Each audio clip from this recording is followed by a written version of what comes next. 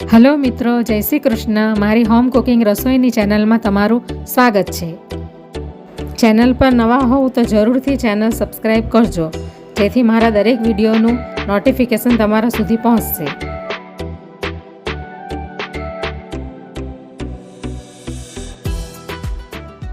તો આજે હું બનાવીશ પનીર ભુરજી.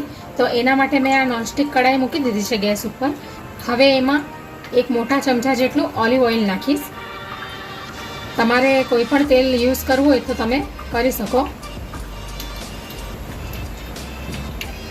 હવે એની અંદર 2 ક્યુબ આપણે બટર નાખીશું.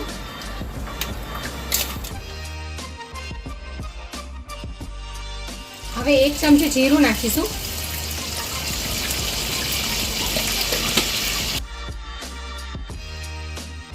હવે પનીર ભુરજીમાં સરસ ક્રીમી ટેક્સચર આવે એના માટે આપણે આ 1 ચમચી જેટલો ચણાનો લોટ નાખી દઈશું. હવે ચણાના લોટને બરાબર આપણે શેકી લઈશું.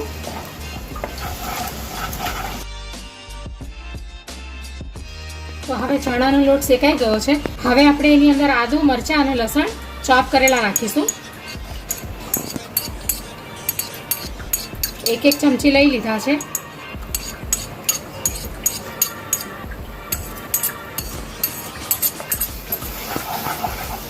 હવે આપણે આદુ, મરચાં અને લસણને બરાબર શેકી લઈશું.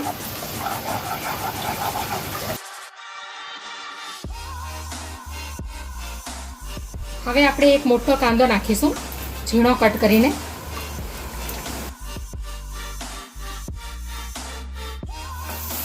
તમારે કાંદાની પેસ્ટ કરીને નાખવી હોય તો તમે નાખી શકો, પણ ભુરજીની અંદર થોડાક ટુકડા આવશે કાંદાના તો સરસ ટેસ્ટ લાગશે એનો. હવે આપણે એની અંદર 1 ચમચી મીઠું નાખીશું સ્વાદ પ્રમાણે.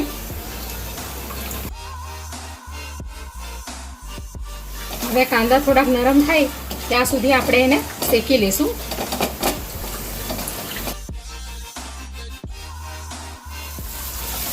તો કાંદા સરસ કૂક થઈ ગયા છે. તો હવે આપણે 2 ટામેટા અંદર નાખી દીધા છે ઝીણા કટ કરીને.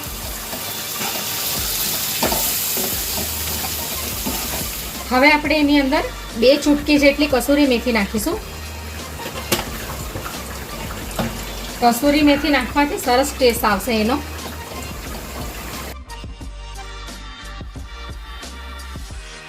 હવે આપણે એને 2 મિનિટ ઢાંકીને રાખશું, એટલે ટામેટા સરસ મેલ્ટ થઈ જાય. તો 2 મિનિટ થઈ ગઈ છે.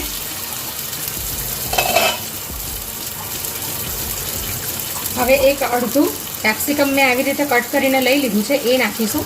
તમારે એકદમ ઝીણું કટ કરીને નાખવું હોય તો નાખી શકાય. એ જલ્દી કૂક થઈ જાય છે એટલે એને થોડુંક લાસ્ટમાં જ નાખવાનું. હવે આપણે આ મસાલા અંદર નાખીશું.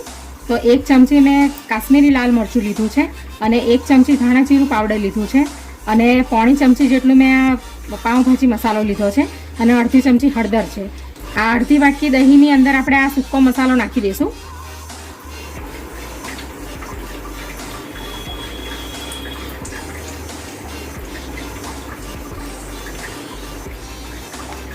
હવે મિક્સ કરી લઈશું બરાબર, એટલે મસાલા અંદર સરસ ફૂલી જશે ને આમ કરવાથી ટેસ્ટ પણ એકદમ સરસ આવશે.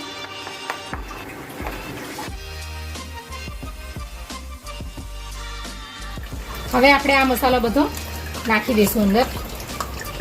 હવે આપણે આ વાટકીની અંદર 1 કપ જેટલું પાણી નાખીશું અને આવી રીતે આપણે બધો મસાલો અંદરથી લઈ લઈશું. હવે આપણે મિક્સ કરી લઈશું બરાબર, અને જ્યાં સુધી એનું તેલ ઉપર સેપરેટ ન થાય ત્યાં સુધી આપણે એને કૂક કરીશું, એટલે સરસ ગ્રેવી ઠીક થઈ જશે.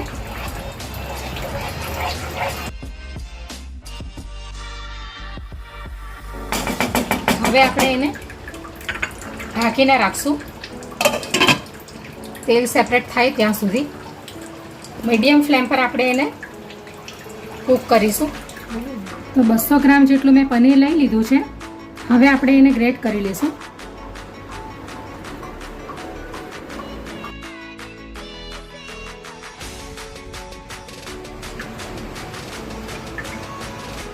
ગ્રેવી સરસ થઈ ગઈ છે. તો હવે આપણે એની અંદર પનીર નાખી દઈશું. તો મેં આવી રીતે ગ્રેટ કરી લીધું છે. થોડુંક મોટું કર્યું છે અને થોડુંક ઝીણું કર્યું છે. અને જો પેલા ટુકડા રહી જતા હોય તો એને આપણે આવી રીતે ક્રમ્બલ કરી લેવાના. તો હવે આપણે પનીરને નાખી દઈશું ગ્રેવીની અંદર.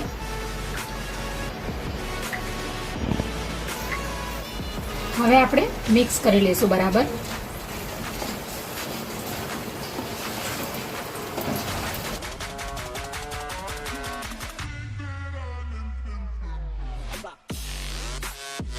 તમારે અંદર અડધો કપ જેટલું પાણી નાખવું હોય તો તમે નાખી શકો. એટલે પનીર ભુરજી સરસ આ ટાઈપની બનશે. નહીં તો પછી એકદમ થીક થઈ જશે. હવે આપણે એની ઉપર કોથમીર નાખીશું, લીલા ધાણા. અને આ એક ચીઝનો ક્યુબ લઈ લીધું છે મેં. ઓપ્શનલ છે આ, તમારે નાખવું હોય તો તમે નાખી શકો.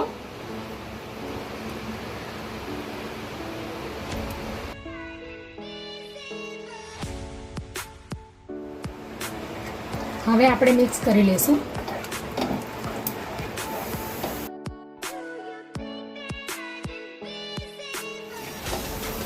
તો હવે પનીર ભુરજી રેડી થઈ ગઈ છે. તો હવે ફક્ત આપણે એને 2 મિનિટ સુધી ઢાંકીને રાખશું. તો હવે 2 મિનિટ થઈ ગઈ છે અને પનીર ભુરજી રેડી થઈ ગઈ છે. તો હવે આપણે ગેસ બંધ કરી દઈશું.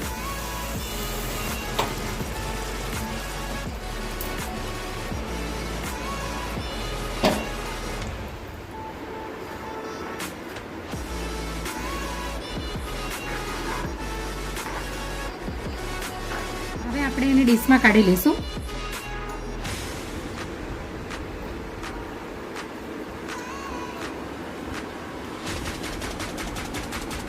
એકદમ ક્રીમી ટેક્સચર આવ્યું છે એનું. એકદમ સરસ બની છે. એટલે તમે જ્યારે પણ પનીર ભુરજી બનાવો ત્યારે અંદર 1 ચમચી જેટલો ચણાનો લોટ એડ કરી લેવાનો.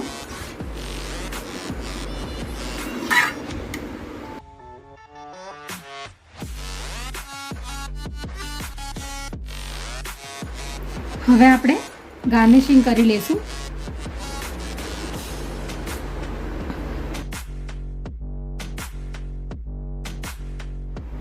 તો તૈયાર છે પનીર ભુરજી.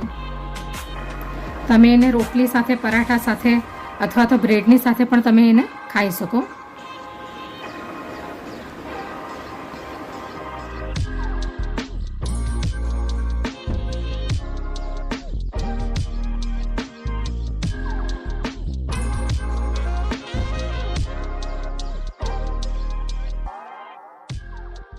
Audio Jungle.